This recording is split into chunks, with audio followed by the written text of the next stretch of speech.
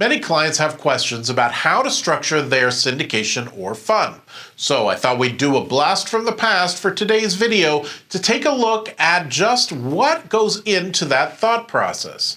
It's a blast from the past because it's a video I recorded about 3 years ago when I was working with people who were becoming real estate syndicators and real estate fund managers. But the information in it is absolutely up to date, it's timely, and I know you'll find it useful.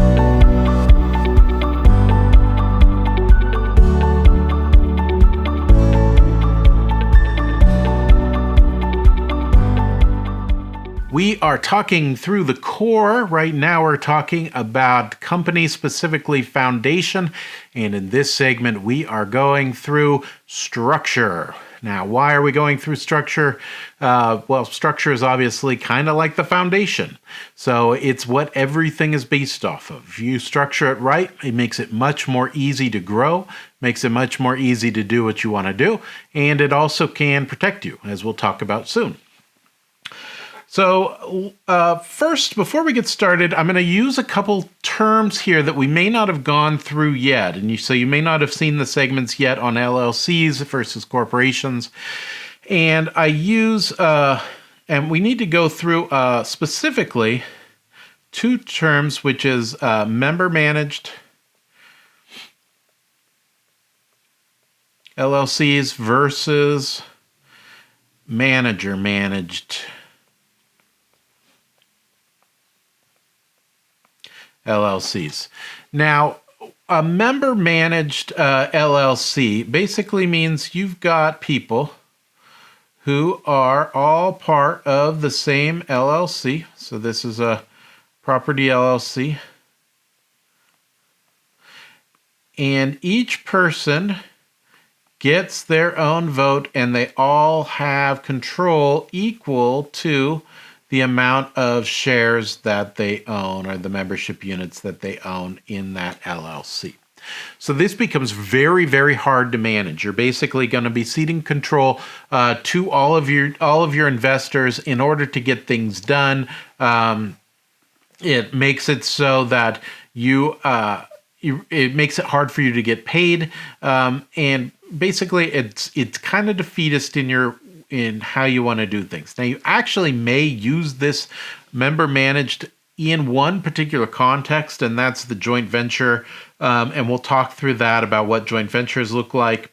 But most of the time, you are not going to do this a member-managed. Instead, you're going to do a manager-managed LLC, which basically means that you or your entity, and we'll go through that, have the control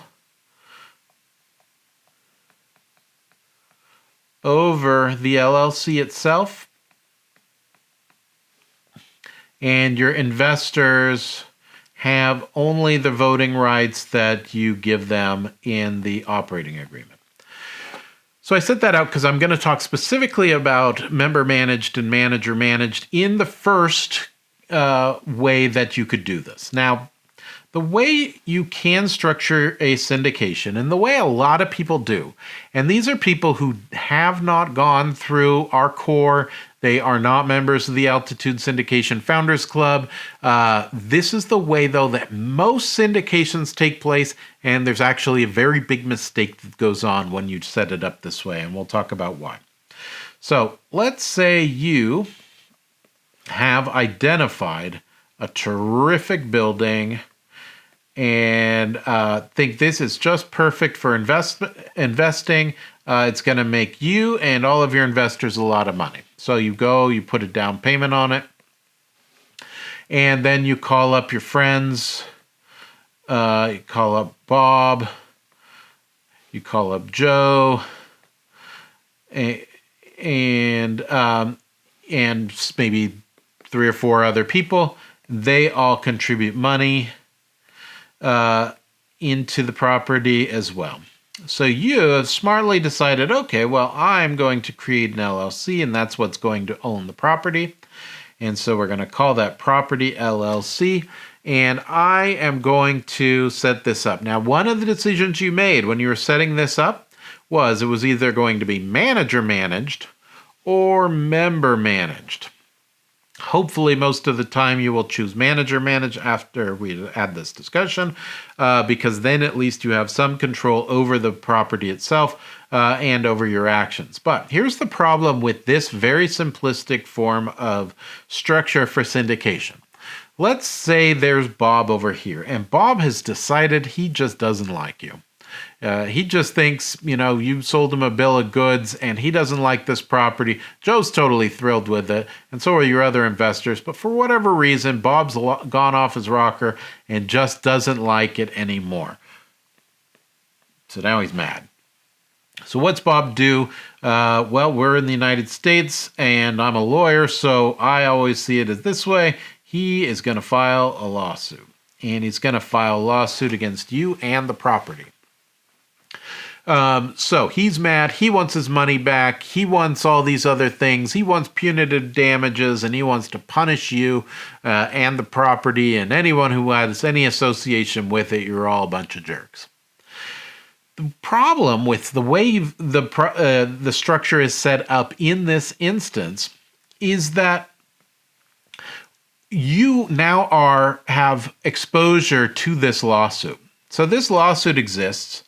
So there's an indemnity clause, no doubt, here, but it's not as effective as you probably would like, because ultimately, what is your choice to do? You can't just bankrupt this property LLC because you've got all these other investors out here. So things go horribly, horribly wrong, and you just want the whole thing to go away. You can't even bankrupt that property because now all of these people need their money, and you are also on the hook. So you've had control over this property if you've set it up as a manager-managed LLC. And so you are acting kind of like, if you've heard of GPs before, general partners, the one who's responsible for everything, and you are subject to the claims against the property LLC itself. This is not the way to go, but this is the way that actually most small syndications are put together. This is not the way sophisticated syndications are done. So how are sophisticated ones done? Instead, so we've still got you, obviously, and we've got this terrific looking building here that is going to make a ton of money, and you've got your investors. And this time, this is a whole new one. You've learned your lesson. So now Bob's gone, but now you've got Joe and you've got Sue. And both of them invest their money into this great property. And we'll call it Property 2 LLC. But now you've learned your lesson. You know that the exposure, if you were just to put your money and put the deposit in on that property, you know that you're being exposed. So what do you do instead is you create another entity here that is U Management Inc. And we'll go through choice of entity, but many times this will be a corporation. Sometimes it's an LLC. For this purpose, it doesn't really matter. So you contribute your deposit money into U Management Inc. And then through U Management Inc., you make the down payment in the property, start gathering up the investors and things like that. Now, Property 2 LLC pays management fees and other fees to U Management Inc. So if Sue suddenly decides that she's mad at you, she can sue the property, she can sue U Management Inc., and she can sue you personally. So what have you gotten out of this? Well, because you've done it through this company, so long as there isn't fraud, you're actually not liable, and the court's not going to really recognize that as a lawsuit that's meritorious. So it may be meritorious against U Management Inc. or Prop 2 LLC, but at least you're protected, and now all of your other assets are protected as well. So this is the normal way I'm going to just get rid of this lawsuit because this is the normal way to do it, and we don't want to be associated with lawsuits anymore. So let's just get rid of that. All right, great.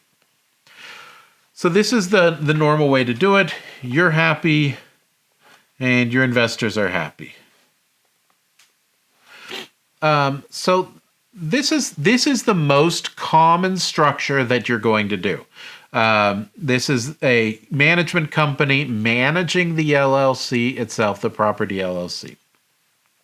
So this isn't the only structure. So one other structure that's a little more advanced is basically you're still here.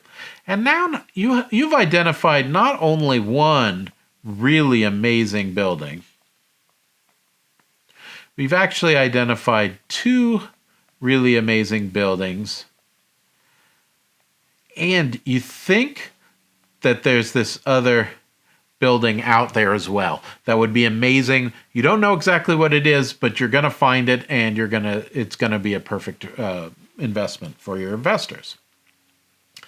So what do you do in this case? So these are all different properties. So let's label this property A LLC, property B LLC, and after you find it, it will be property C LLC. Now, you still have your management company.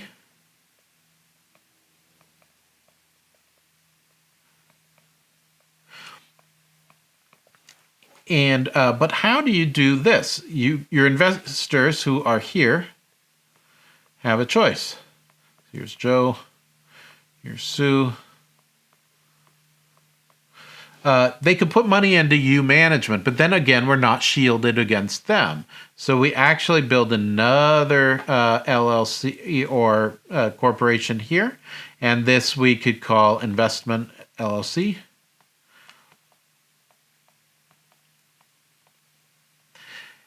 And your investors go there. Investment LLC buys and manages these properties. Investment LLC is managed by you and pays fees that way. So now what you've done basically is you've built out a structure where one entity that's easy to manage can manage multiple properties, all protected and shielded, can manage its investors and protect and basically be able to treat investors efficiently. So the amount of money is all treated based on however you design to do it. But typically it would be they're all, if Joe puts in 50% and Sue puts in 50%, they each have 50% ownership in all three of those buildings. Now, you may be asking, well, why are we doing the extra work of having these other LLCs here? So the great example of this exact situation is the ghost ship. Ghost ship. I encourage you to look it up. Look it up on Wikipedia. There's a really good description of it there, and then there's some links within that to different news articles. But what happened in the ghost ship? So the ghost ship was an office building in Oakland, California. Some of the tenants decided to convert it to live-in lofts and a dance hall of sorts, and there was a fire that broke out. Now, the ghost ship was owned by a trust who was owned by one person. So, but the trust didn't only own the ghost ship, it owned something like 13 other buildings. So all the value of all of that was owned by the trust, which ultimately was owned by this one person. So, ghost ship, fire breaks out, 20 people died. Families sue against the trust, who's the owner of the building. And now because there's one entity that's being sued, all of these other buildings are suddenly vulnerable to losing everything. So if they were done in this manner, in the manner that we're talking about here, let's say there was a major slip and fall on property A, that's somebody lying on the ground, that was really bad, and they lost their leg or something, and property A isn't very big. So they would file a lawsuit against property A, and they may try to get to Investment LLC, but they're probably not going to have that chance to get further up the line unless there's been a case of fraud or something like that. So Property A LLC, they file a lawsuit, and if it just doesn't become worth it anymore, Property A goes bankrupt, but Property B and Property C still exist, and Joe and Sue still own their 50% portion. So they've been protected for that. So that's why we separate. Each building has its own LLC. So the last way that you may encounter putting together a syndication would be something like this. So you have identified a terrific building, an apartment building that's worth, that's on the market for $2 million. So this is a great opportunity for you. You decide that you want to buy this because you see how much upside there is, but it's going to take a lot of work.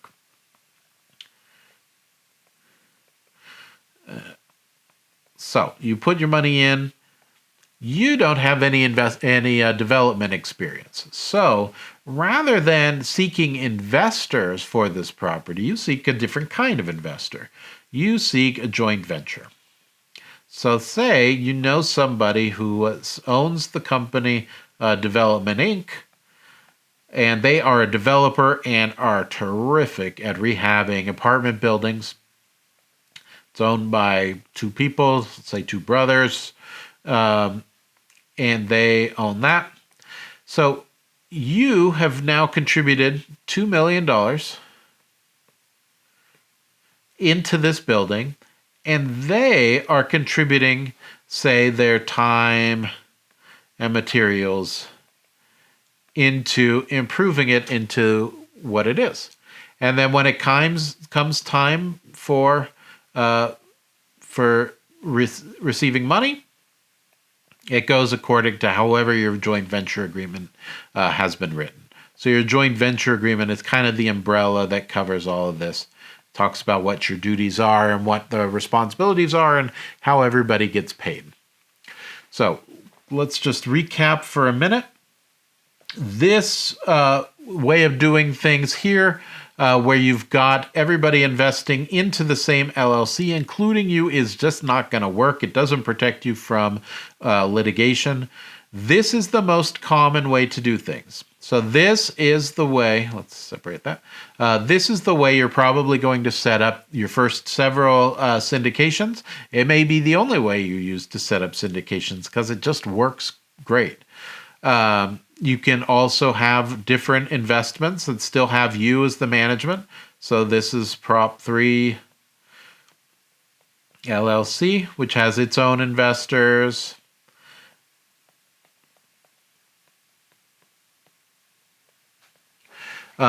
And this may be how you structure your entire fund. Or maybe you decide you want to become more like a fund and do it this way and have people invest into your investment fund. Whichever way works for you, this is the basics on how you do it. So this is the structure to keep in mind. Now, I encourage you to actually draw out what structure you think is going to fit your needs the most. Is it something like this where you're going to go property by property? Or is it something like this where you're going to have a pool of funds, a pool of money in order to buy several properties at once? Most of you will probably be doing this, but some of you may be doing pools as well. So I hope that was helpful. Draw out your diagrams, and we'll see you in the next segment.